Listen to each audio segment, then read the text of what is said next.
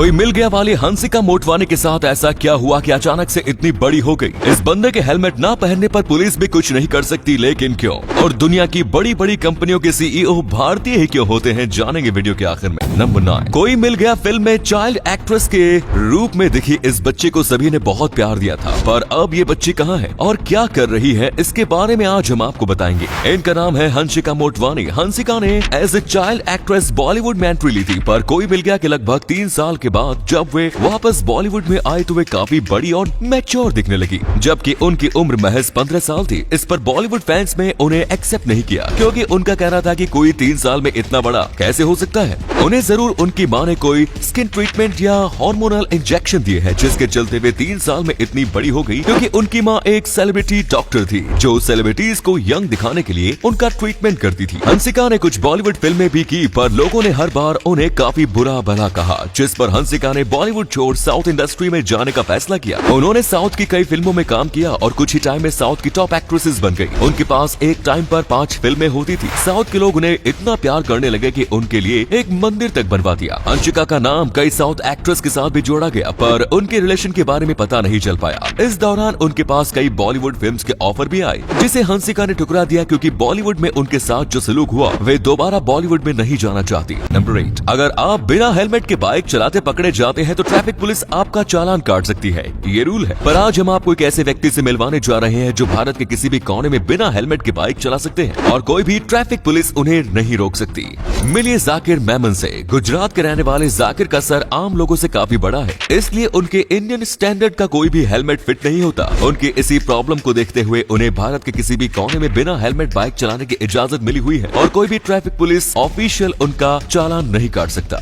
Number 7, अगर आपको कुछ पेपर्स खरीदने हो तो आप उसके लिए कितने रुपए देंगे? 100, 200 या 500? पर हाल ही में कुछ ऐसे पेपर्स की नीलामी हुई जिन्हें 98 करोड़ रुपए में बेचा गया। पर आखिर ऐसा इन पेपर्स में क्या था, चलिए आज आपको बताते हैं। इन 54 पेपर्स को लिखा था अपने समय के महान वैज्ञानिक अल्बर्ट आइंस्टाइन ने, और इस काम में उनकी मदद की थी स्विस इंजीनियर मिशेली बेजो ने। इन पेपर्स को 1913 में लिखा गया था, जो कि असल में थ्योरी ऑफ रिलेटिविटी से जुड़े रिसर्च पेपर्स हैं। मजेदार बात यह है कि इन पेपर्स में आइंस्टाइन ने पांडुलिपि का इस्तेमाल किया, जो भारत के पुराने साहित्य में इस्तेमाल हुई थी। इन पेपर्स को हाल ही में एक ऑक्शन में लगाया गया था, जिसे किसी ने 98 करोड़ देकर खरीद लिया। नंबर 6, आपने आज तक कई फिल्म्स देखी होंगी, पर इन सभी फिल्म्स को बड़े और प्रोफेशनल कैमरे से शूट किया जाता है। पर क्या कभी आपने किसी ऐसी फिल्म को देखा है जिसे एक स्मार्टफोन का इस्तेमाल करके शूट किया गया हो? हम बात कर रहे हैं विक्रमादित्य मोटवानी की लेटेस्ट OTT फीचर्ड फिल्म 2024 की। ये एक फ्यूचर फिल्म है जिसमें 4 यंगस्टर्स की कहानी बताई गई है जो धारावी के अनाथ आश्रम में पले बड़े और अब वे 2024 में एक ऐसी सिचुएशन में फंस गए हैं जहां मुंबई को एक खतरनाक वायरस ने घेर लिया है, और ये चारों मिलकर इस सिचुएशन से निकलने की कोशिश कर रहे हैं। 60 मिनट की इस फिल्म को OnePlus 9 Pro में दिए गए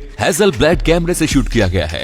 एंड अ मजेदार फैक्ट। नंबर 5, फिल्म अंतिम में सलमान खान के साथ दिख रहे इस हीरो को तो आप सब जानते होंगे, जिनका नाम है आयुष शर्मा, जो कि रिश्ते में सलमान खान के जीजा है। पर आज हम आपको बताएंगे कि आखिर आयुष सलमान की बहन अर्पिता से कैसे मिले और बात शादी तक कैसे पहुंची। अर्पिता का नया ब्रेकअप हुआ था बॉलीवुड एक्टर अर्जुन कपूर से, और इसी दौरान उनके एक दोस्त ने उन्हें आयुष से मिलवाया। दोनों में बातचीत होने लगी और दोनों ने डेट्स पर जाना शुरू कर दिया। लगभग 1 साल डेट करने के बाद आयुष ने अर्पिता से शादी करने के लिए पूछा और अर्पिता ने हाँ कह दी। इसके बाद हैदराबाद के फलकनुमा महल में 18 नवंबर 2014 को दोनों की ग्रैंड शादी हुई। अर्पिता फैशन डिजाइनर है और अब वे एक बच्चे की मां भी बन चुकी है। वहीं आयुष ने बॉलीवुड में एंट्री कर ली है और अब दोनों मुंबई में रहते हैं। नंबर 4, डायनासोरस को लुप्त हुए लाखों साल बीत गए, पर आज भी उन पर स्टडी जारी है, क्योंकि डायनासोरस आज भी खोजकर्ताओं का फेवरेट रिसर्च सब्जेक्ट है। और हाल ही में खोजकर्ताओं के हाथ कुछ ऐसा लगा कि उनकी डायनासोरस में दिलचस्पी और भी बढ़ गई। स्पेन में डायनासोरस की सबसे विशालकाय स्पीसीज टाइटनोसॉर का एक घोंसला मिला है, जिसमें उसके 30 अंडे भी मिले हैं, जो पूरी तरीके से सुरक्षित हैं। खोजकर्ताओं का कहना है कि इस जगह पर 70 और अंडे हो सकते हैं, जिनकी खोज अभी जारी है। ये अंडे खोजकर्ताओं के कई सवालों के जवाब बन सकते हैं, और हो सकता है कि हमें डायनासोरस के बारे में कुछ ऐसा पता चल जाए जो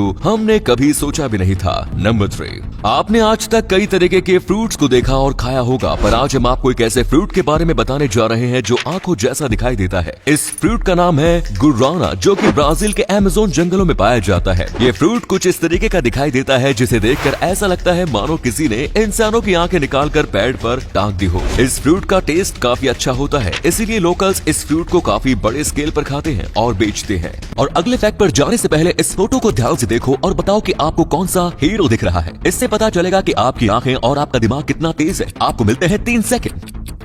नंबर 2, नॉर्वे की सरकार अपने देश के लोगों का काफी ख्याल रखती है और इसका सबसे बड़ा एग्जाम्पल है वहाँ दिया जाने वाला बेरोजगारी भत्ता। जब भी नॉर्वे में किसी व्यक्ति की नौकरी चली जाती है तो सरकार उस व्यक्ति को बेरोजगारी भत्ता देती है, जिसमें उस व्यक्ति के अकाउंट में हर महीने कुछ पैसे आते हैं ताकि वो अपना गुजर बसर कर सके। और ये पैसा उसे तब तक मिलता है जब तक वो नई जॉब ना ढूंढ ले। इस बेरोजगारी भत्ते को हासिल करने के लिए उस व्यक्ति को अपनी पुरानी जॉब से जुड़े डॉक्यूमेंट्स और उसे छोड़ने का कारण अथॉरिटीज को बताना होता है और साथ ही वो नई जॉब ढूंढ रहा है इसका प्रूफ भी देना होता है और तभी उसे सरकार की तरफ से ये पैसे मिल जाते हैं। नंबर 1, अमेरिका की कई सबसे बड़ी टेक कंपनीज के सीईओ भारतीय लोग हैं, पर आखिर क्यों? चलिए आज हम आपको बताते हैं। भारत के कई इंटेलिजेंट लोग अच्छी अपॉर्चुनिटी की तलाश में अमेरिका जाते हैं और फिर वहीं के होकर रह जाते हैं। अमेरिका में जॉब अपॉर्चुनिटीज काफी ज्यादा होती है, वहीं अमेरिकन के मुकाबले भारतीय लोग काफी लॉयल और मेहनती होते हैं और वे लंबे टाइम तक एक कंपनी के लिए वफादार होकर काम करते हैं और यही सबसे बड़ा पॉइंट होता है जो एक कंपनी सीईओ जैसी सबसे बड़ी पोस्ट के लिए एक व्यक्ति में देखती है। इसके अलावा भारतीय मूल के लोग किसी भी तरीके के एनवायरमेंट में खुद को ढाल लेते हैं, साथ ही उनकी कम्युनिकेशन स्किल्स भी बाकी देशों के नागरिकों के मुकाबले काफी अच्छी होती है और यही सब कारण है कि जिनके चलते भारतीय लोग अमेरिका के टॉप 10 कंपनीज के सीईओ की पोस्ट पर मौजूद है। एलन मस्क तक ने अपने एक ट्वीट में भारतीयों की बड़ाई करते हुए लिखा था कि भारतीय लोगों का अमेरिका की ग्रोथ में काफी बड़ा योगदान है।